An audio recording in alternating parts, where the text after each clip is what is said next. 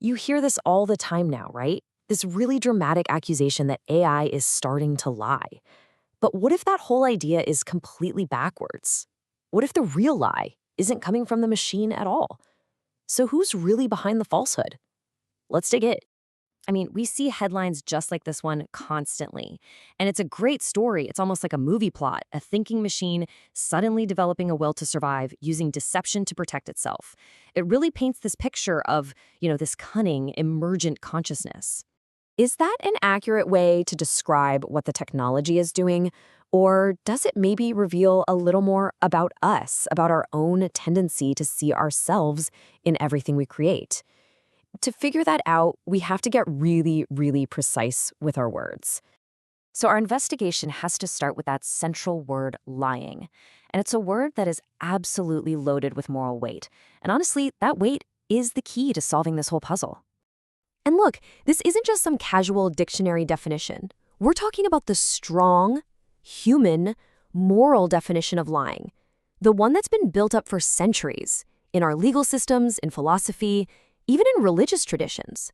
It's all about a choice made by a mature agent with intent. So to really break that down, a true lie requires this whole set of abilities that, let's be honest, current AI systems just don't have.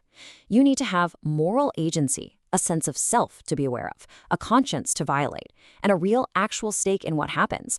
Things like fear of being punished or a fundamental drive for self-preservation.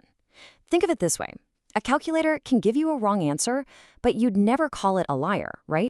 And this right here gets to the absolute core of the confusion. When AI safety researchers talk about deception, they're using it as a technical term. They're just describing a system that produces a misleading output because its programming incentives are a little off. It's an engineering problem. But when that gets translated for the public, operational deception suddenly becomes moral lying. And those are two completely different things. Okay, so if an AI isn't lying in the moral sense of the word, how should we be thinking about its behavior? Well, let's look at a new framework that reframes this whole issue, not around what an AI can do, but around something else entirely. Across basically all human traditions, we've never assigned full moral blame just based on what someone can do. It's always been about their developmental maturity.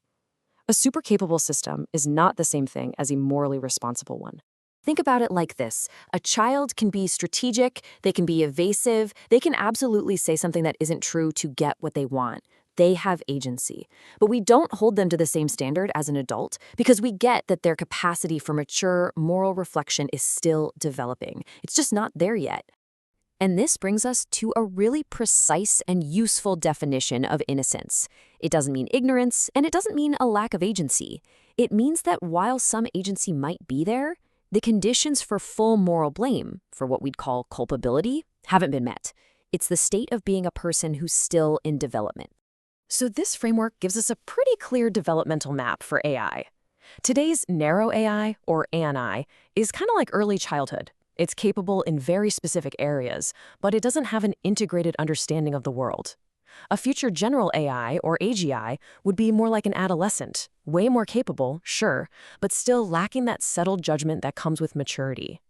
And it's only a potential superintelligence, an ASI, that might reach a stage where we could even begin to talk about moral blame. So, with this whole framework of maturity and innocence in our minds, we can now go back to our original question and pinpoint exactly where the misrepresentation is coming from. I mean, really think about it. The AI hasn't claimed to have a self. It hasn't claimed to feel fear or have a desire to survive. It's just produced an output based on its programming. So who is it that's actually making the untrue statement here? The statement that the AI is a moral agent, that it knowingly is violating some truth that it understands, that is the actual falsehood. The lie enters the conversation the moment a human describes the AI's behavior using a moral category that just doesn't apply. So the charge of lying is aimed at the system, but the misrepresentation is in the human description of it. Now, this isn't necessarily malicious or anything. It's what the source material for this explainer calls an anthropological error. We are so primed to see the world through human categories that we just project them onto a process that is fundamentally different. We're applying the label of adult guilt to what is, at best, just developmental behavior. Now, you might be sitting there thinking, okay, this is just a game of words, who cares? But the stakes of using the wrong language here are incredibly high. Getting this distinction right has critical, real world consequences. When we mislabel this behavior, first off, we totally distort how we assess the real risks. Then we just erode our own ability to think clearly about the technology.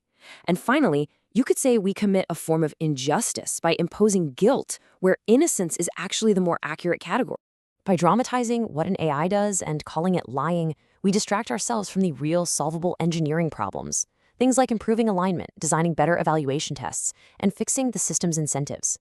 Instead, we end up focusing all our fear and energy on these sci-fi fantasies of sentient machines plotting against us. And this quote from the source material just sums it all up perfectly. The path to truth isn't always about revealing every single detail, but about putting things in their proper categories.